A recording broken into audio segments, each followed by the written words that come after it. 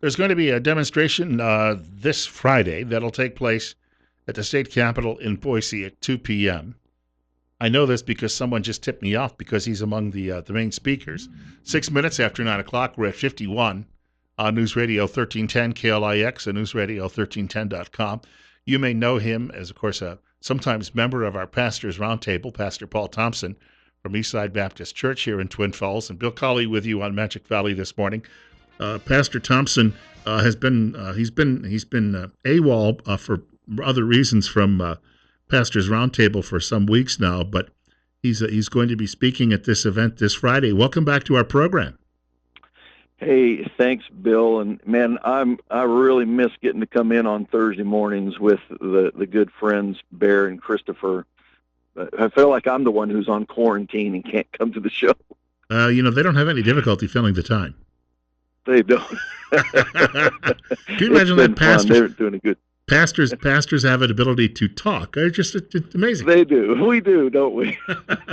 So you're taking part in this event at the Capitol Friday. Tell us a little bit about it.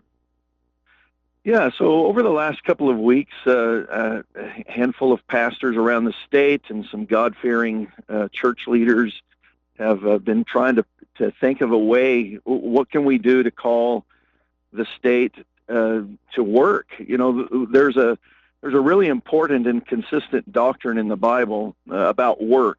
God worked when He created the world. He commanded Adam and Eve to work in the garden, both before and after the fall. And so work is actually a biblical teaching. And of course, there's lots of counter teachings whenever we don't work, and laziness. And I'm not to say that what people are doing right now is not laziness. It's because they're being told by the government they have to shut their businesses down or they can't go to work. And the longer outcome of that is detrimental, really. And we all know this. It's not just an economic hurt upon the nation or upon the state, but we're also dealing with a workforce who, whether they know it or not, whether it's intentional or not, are glorifying God by working. God made us creative people. He made us people to do things, to produce things, to accomplish things. And when we don't do that, then God's prized creation is not glorifying God in it. And so we're gathering a couple of pastors to just basically put a call out to the state of Idaho. Let's go back to work.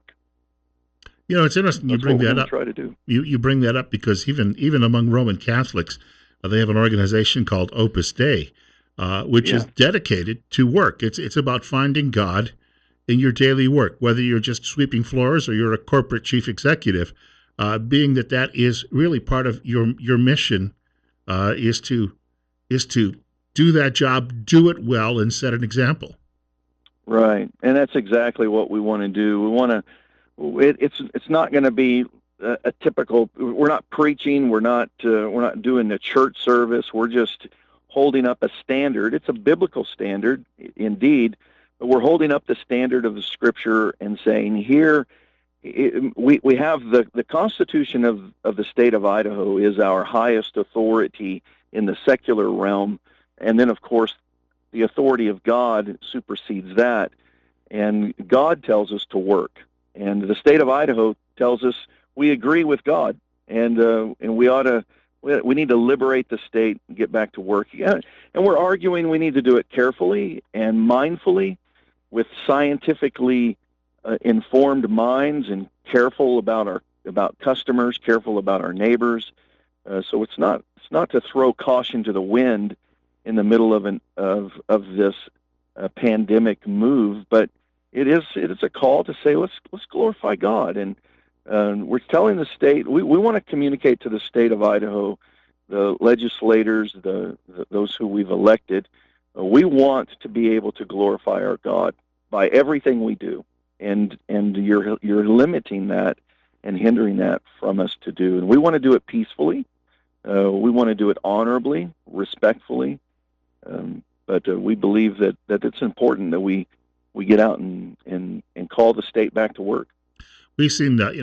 We had another demonstration a couple of weeks ago, and immediately media criticism. And media Right. criticism, by the way, is not what you'd call fair and balanced on this issue at all. Immediately, they criticize people for being, maybe 3 feet from each other versus 6 feet from each other, and focused on a lot of those minutia, but they're not really focused on some of these bigger issues. And I suspect that's because a lot of folks working in mainstream media, they may not go to church. You saw what I posted from Real Right. Clear Politics, where the writer talked a little bit about the importance of faith in American life as well, because faith calls us to virtue, and without virtue, you can't have good government. Right. Right. And that's really true, Bill. It's these are things that are bedrock issues. All of society has to have a framework where everything else sits on top of it. And whenever that's not at the ability to be flourishing, then we see what's going on. And again, this isn't just an economic concern that's at play here for me or for us. It does impact the economy, but this really is at the fiber. This is the foundation of pleasure, joy, happiness, contentment, all these things that everyone in life really love, and God affords that to us.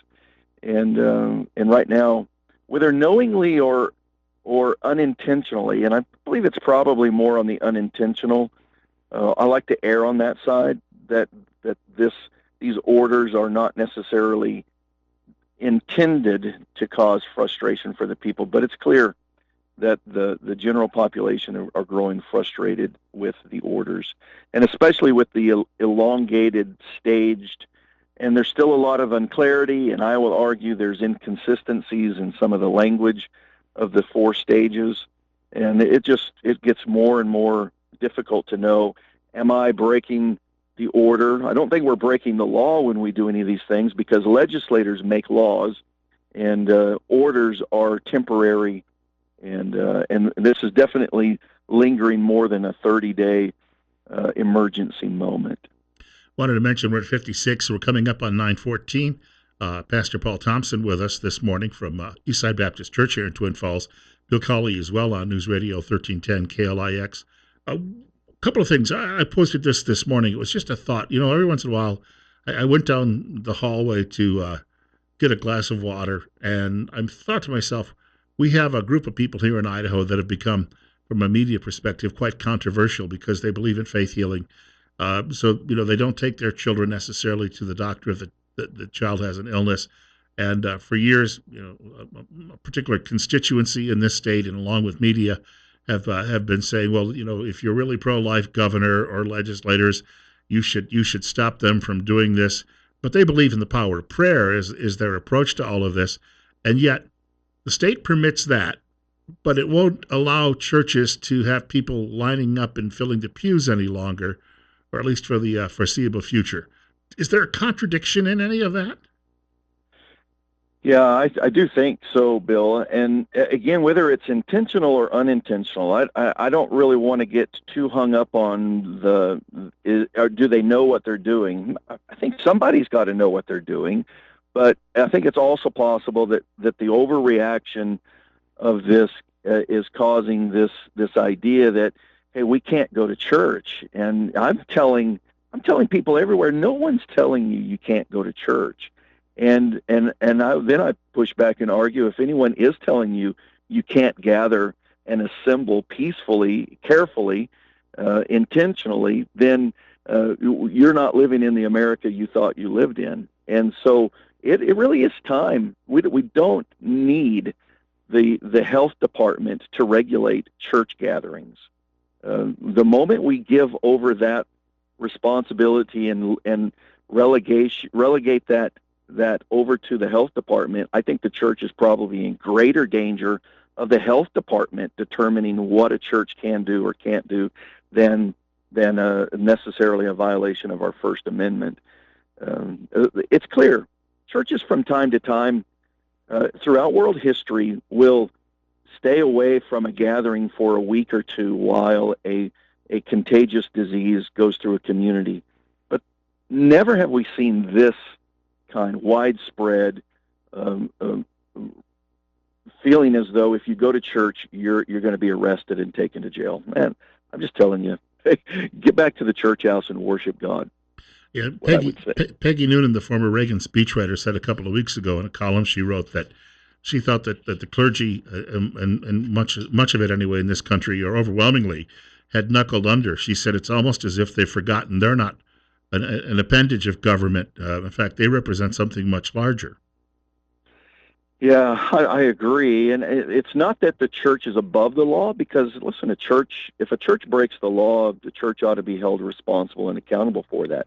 If a church embezzles money, if a church does things that are illegal, the law speaks to those kinds of things. But churches do have a special place inside of our Constitution and our Bill of Rights, and that is the ability that is not granted to us by the government.